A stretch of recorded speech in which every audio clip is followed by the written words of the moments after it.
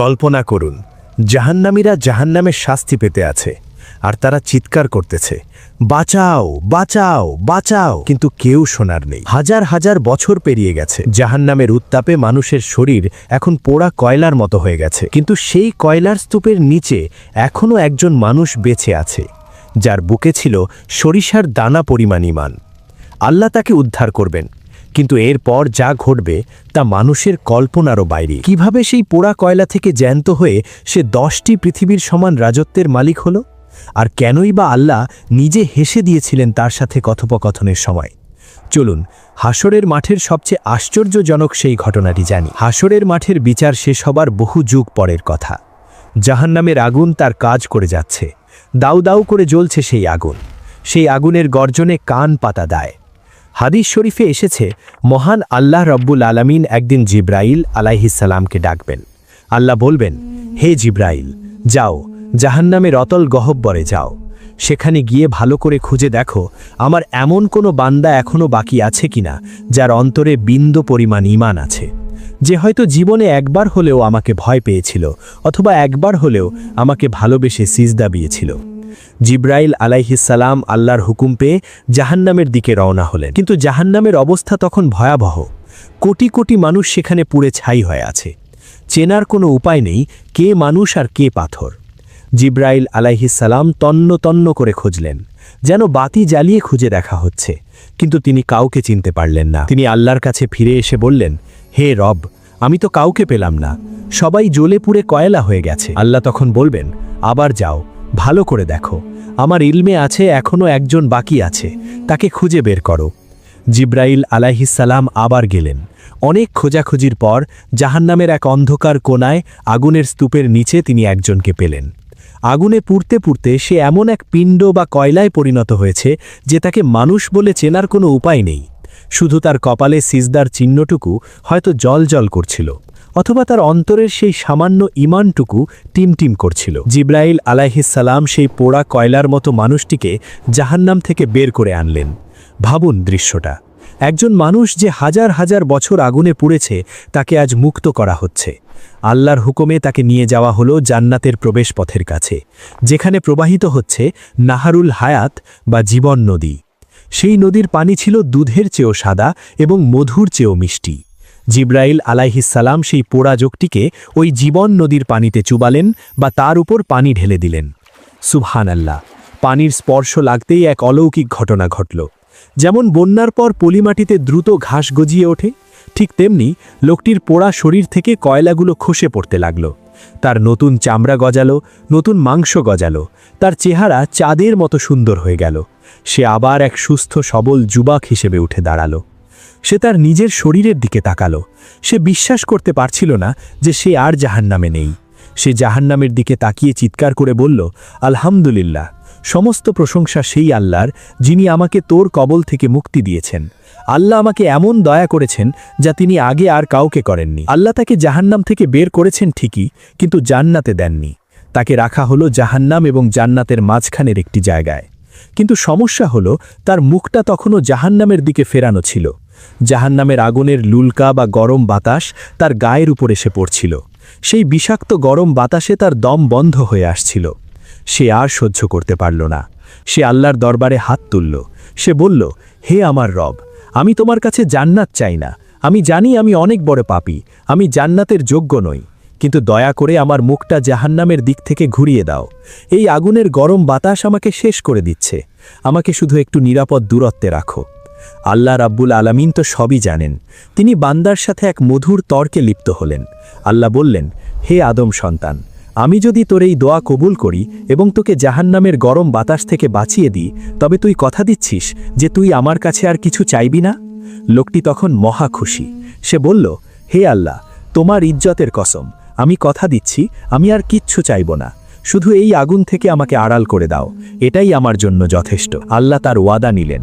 লোকটির মুখ জাহান্নাম থেকে ঘুরিয়ে জান্নাতের দিকে করে দেওয়া হলো এবং তাকে জাহান্নাম থেকে নিরাপদ দূরত্বে সরিয়ে আনা হলো। আহ, কি শান্তি! গরম বাতাস আর নেই, শীতল বাতাস বইছে। লোকটি স্বস্তির নিঃশ্বাস ফেলল। সে ভাবল, আমি বেঁচে গেছি, আমার আর কিচ্ছু চাই না। সে সেখানে চুপচাপ বসে রইল। বেশ কিছু সময় পার হয়ে গেল, কিন্তু মানুষের নফস তো বড় লোভী, সে চুপ করে বসে থাকতে পারল না। সে আর চোখে সামনের দিকে তাকালো। দূরে, বহু দূরে সে দেখতে পেল একটা বিশাল ছায়াদার গাছ।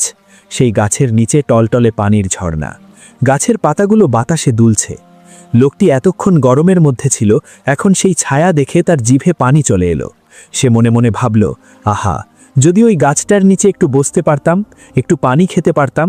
কিন্তু সে তো আল্লাহর সাথে ওয়াদা করেছে, সে আর কিছু চাইবে না। সে চুপ করে থাকার চেষ্টা করল, কিন্তু পারল না।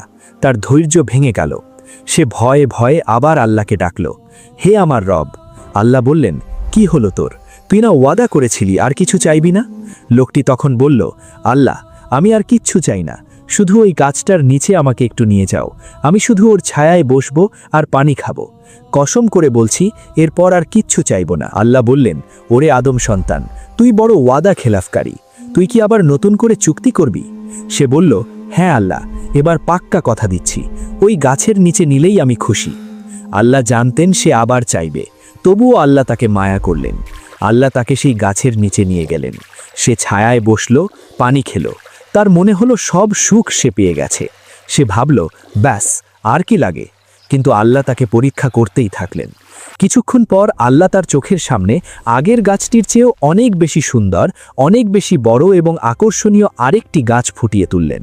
সেই গাছটি ছিল জান্নাতের দরজার আরও একটু কাছে। লোকটি যখন দ্বিতীয় গাছটি দেখল, তার মন আবার চঞ্চল হয়ে উঠল। সে আগের ওয়াদার কথা ভুলে গেল। সে ভাবল, ওই গাছটা তো আরও সুন্দর, ওখানে গেলে আরও আরাম পাব। সে আবার আল্লাহর কাছে হাত পাতল। আল্লাহ আবার তাকে মনে করিয়ে দিলেন তার চুক্তির কথা। আল্লাহ বললেন, তুই না মুসলে কাতলি, তুই না বললি আর চাইবি না?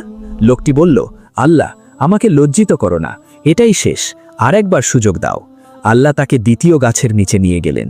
সে সেখানে বসল, কিন্তু সেখান থেকে সে জান্নাতের সেই শীতল বাতাস আর জান্নাতি ফুলের ঘ্রাণ যখন লোকটির নাকে এসে লাগল, তখন তার ধৈর্যের বাঁধ পুরোপুরি ভেঙে গেল। সে জান্নাতের ভেতর থেকে মানুষের আনন্দের আওয়াজ শুনতে পাচ্ছিল। সে বুঝতে পারছিল ওই দেওয়ালের ওপাশেই আছে অনন্ত সুখের জগৎ।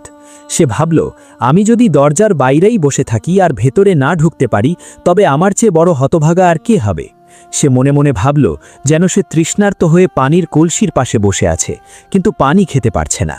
সে কিছুক্ষণ চুপ করে থাকার চেষ্টা করল, কিন্তু বেশিক্ষণ পারল না। তার ভেতরটা ছটপট করে উঠল। সে আবার ভয়ে ভয়ে খুব সংকোচের সাথে আল্লাহর দিকে হাত তুলল। সে বলল, হে আমার রব, হে দয়ালু আল্লাহ। আল্লাহ রব্বুল আলামিন তো তার মনের অবস্থা জানতেন। তিনি বললেন, কি হলো তোর? তুই না একটু আগেই কসম করে বললি আর কিছু চাইবি না? তুই না আমার সাথে চুক্তি করলি?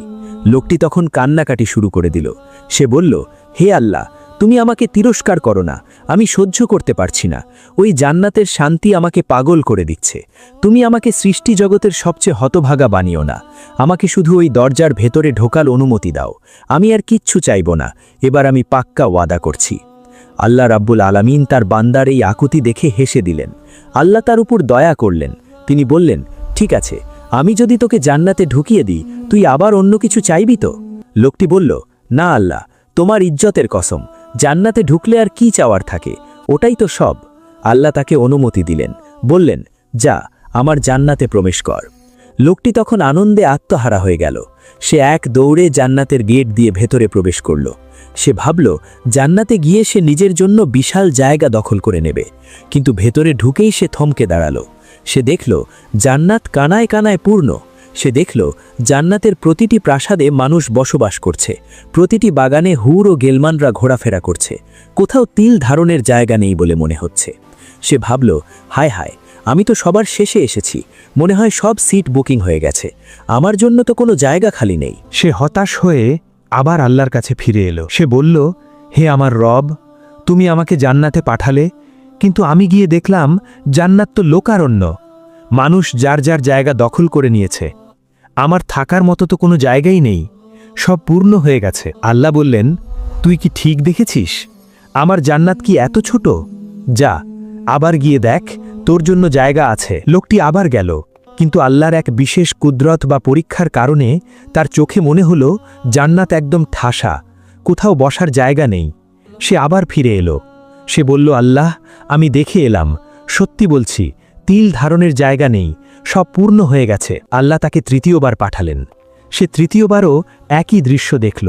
সে ভাবল, আমি যেহেতু জাহান্নাম থেকে সবার শেষে বের হয়েছি, তাই বোধহয় আমার কপালে আর জায়গা জুটল না। সে মন খারাপ করে আল্লাহর কাছে ফিরে এসে বলল, হে রব, জায়গা তো নেই। তখন আল্লাহ রব্বুল আলামিন এই সদ্য জাহান্নাম ফেরত পোড়া দাগওয়ালা সাধারণ মানুষটির সাথে এমন এক কথা বললেন, যা শুনে সে নিজের কানকে বিশ্বাস করতে পারল না। আল্লাহ তাকে জিজ্ঞেস করলেন, আচ্ছা, তুই কি দুনিয়ার বাদশাহদের কথা জানিস? দুনিয়ার রাজত্ব কেমন হতো মনে আছে? লোকটি বলল, হ্যাঁ রব, মনে আছে। দুনিয়ার রাজাদের বিশাল বিশাল রাজ্য থাকত। আল্লাহ বললেন, আমি যদি তোকে ওই দুনিয়ার একজন বাদশার সমান রাজত্ব দিই, তবে কি তুই খুশি হবি? লোকটি অবাক হয়ে গেল। সে তো থাকার জন্য সামান্য একটা কুঁড়ে ঘর খুঁজছিল, আর আল্লাহ তাকে বলছেন একজন রাজার সমান রাজত্ব দেবেন। সে বলল, হে আল্লাহ, তুমি কি আমার সাথে ঠাট্টা করছো? তুমি কি আমার সাথে মশকরা করছো? অথচ তুমি তো রব্বুল আলামিন, তুমি তো মহান প্রভু। তোমার কি সাজে আমার মতো তুচ্ছ মানুষের সাথে ঠাট্টা করা? আল্লাহ রব্বুল আলামিন এই কথা শুনে হেসে ফেললেন। ভাবুন দৃশ্যটা, বান্দা আল্লাহকে বলছে, তুমি কি আমার সাথে মশকরা করছো? কারণ সে বিশ্বাসই করতে পারছে না যে তার মতো নগণ্য মানুষকে আল্লাহ আস্ত একটা রাজত্ব দিয়ে দেবেন। তখন আল্লাহ হাসি থামিয়ে গম্ভীর এবং দয়ালু কণ্ঠে বললেন, না রে বান্দা, আমি তোর সাথে ঠাট্টা করছি না। আমি যা চাই তা করার ক্ষমতা আমি রাখি।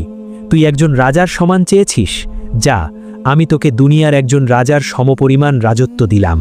লোকটি খুশিতে বলে উঠল, আমি সন্তুষ্ট হে রব, আমি সন্তুষ্ট। কিন্তু আল্লাহ বললেন, দাঁড়া দাঁড়া, এত সহজে না, খেলা তো এখনো শেষ হয়নি, খেলা তো আরও খেলতে হবে। আমি তোকে আরও দিলাম, আরও দিলাম, আরও দিলাম, আরও দিলাম। আল্লাহ এভাবে 5 বার বললেন, অর্থাৎ দুনিয়ার 5 জন রাজার সমান রাজত্ব। 5মবারের সময় লোকটি চিৎকার করে বলল, যথেষ্ট হয়েছে হে প্রভু, আমি এতেই মহা খুশি। তখন আল্লাহ বললেন, না, এতেই শেষ নয়, এই নে আরও 5 গুণ, অর্থাৎ এই দুনিয়ার সবচাইতে বড় রাজার চেয়েও 10 গুণ বড় রাজত্ব আমি তোকে দান করলাম, এবং এর সাথে তোর মন যা চাইবে এবং তোর চোখ যা দেখে শান্তি পাবে, সেই সব কিছুই তোর জন্য হালাল করে দেওয়া হলো। আল্লাহর সেই ঘোষণা শোনার পর লোকটি খুশিতে পাগল হয়ে গেল। সে দৌড়ে তার সেই বিশাল রাজপ্রাসাদের দিকে ছুটে গেল। যেই মানুষটি একটু আগেও থাকার জন্য একটা গাছের ছায়া ভিক্ষা চাইছিল, আজ সে 10টি দুনিয়ার সমান বড় এক সাম্রাজ্যের মালিক। সে যখন তার প্রাসাদে প্রবেশ করল, তখন তার চোখ ধাঁধিয়ে গেল। প্রাসাদের দেওয়ালগুলো স্বর্ণ ও রৌপ্যের ইটে তৈরি, যার গাঁথুনি হল মেশক আম্বারের। মেঝের ওপর বিছানো আছে মণি মুক্তা। সে দেখল হাজার হাজার খাদেম বা সেবক তার আদেশের অপেক্ষায় 2 পাশে সারিবদ্ধ হয়ে দাঁড়িয়ে আছে। তারা তাকে দেখে সালাম দিচ্ছে, আসসালামু আলাইকুম ইয়া ওয়ালি আল্লাহ। সে তার খাস কামরায় বা শয়নকক্ষে প্রবেশ করল। সেখানে তার জন্য অপেক্ষা করছিল জান্নাতি হুররা। হাদিসে এসেছে, তার 2 হুর দৌড়ে এসে তাকে জড়িয়ে ধরবে। তাদের সৌন্দর্য এতটাই উজ্জ্বল যে তাদের পরনের 70টি রেশমি কাপড়ের নিচ থেকেও তাদের পায়ের হাড়ের মজ্জা দেখা যাবে। তারা তাকে দেখে খুশিতে আত্মহারা হয়ে বলবে, আলহামদুলিল্লাহিল্লাযী আহইয়াকা লানা ওয়া আহইয়ানা লাকা, অর্থাৎ সমস্ত প্রশংসা আল্লাহর, যিনি আপনাকে জীবিত করেছেন এবং আমাদের আপনার জন্য সৃষ্টি করেছেন। সে তার স্ত্রীদের দিকে তাকাবে, তার বিশাল রাজত্বের দিকে তাকাবে, তার অঢেল সম্পদের দিকে তাকাবে। সে ভাববে, 1000 বছর ধরে আগুনে পোড়ার সেই কষ্ট আজ সার্থক হয়েছে। সে তখন খুশিতে চিৎকার করে বলবে, আল্লাহর কসম, আল্লাহ আমাকে যা দিয়েছেন, সৃষ্টির শুরু থেকে শেষ পর্যন্ত আজ পর্যন্ত আর কাউকেই আল্লাহ এত কিছু দেননি। চিন্তা করুন, সে হলো জান্নাতের সবচেয়ে ছোট এবং সর্বশেষ ব্যক্তি, অথচ তার প্রাপ্তি এত বেশি যে সে মনে করছে সেই সবার চেয়ে সেরা। সে জানেও না যে তার চেয়ে উপরের স্তরের জান্নাতীদের নিয়ামত কত গুণ বেশি। আল্লাহ রাব্বুল আলামিন পবিত্র কুরআনে বলেছেন, সেখানে তাদের জন্য রয়েছে এমন সব বস্তু যা তাদের মন চাইবে এবং চোখকে তৃপ্ত করবে, এবং সেখানে তারা চিরকাল থাকবে।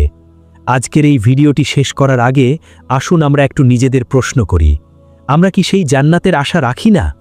যে ব্যক্তিটি জাহান্নামে পুড়ে কয়লা হয়ে গিয়েছিল, যার কোনো আমল অবশিষ্ট ছিল না, শুধু বুকে সামান্য ঈমান ছিল, আল্লাহ তাকেও এত বিশাল রাজত্ব দিয়েছেন।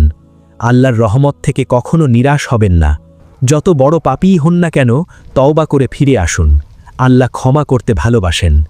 দুনিয়ার সামান্য জমি বা বাড়ি নিয়ে আমরা কত ঝগড়া করি, অথচ জান্নাতের একজন সাধারণ মানুষের রাজত্ব হবে 10টি পৃথিবীর সমান। তাহলে এই ক্ষণস্থায়ী দুনিয়ার লোভে কেন আমরা চিরস্থায়ী জান্নাত হারাব? ওই লোকটিকে বাঁচিয়েছিল তার ঈমান। নামাজ, রোজা, হজ সবকিছুর মূল হল ঈমান। তাই শেষ নিঃশ্বাস পর্যন্ত ঈমানকে হেফাজত করতে হবে। প্রিয় দর্শক, আল্লাহ আমাদের সবাইকে সেই জান্নাতের অধিবাসী করুন, আমাদের গুনাহগুলো মাফ করে দিন এবং জাহান্নামের আগুন থেকে আমাদের শরীরকে হারাম করে দিন। আমরা যেন সেই দিন আল্লাহর সামনে লজ্জিত না হই। আমিন ইয়া রাব্বুল আলামিন।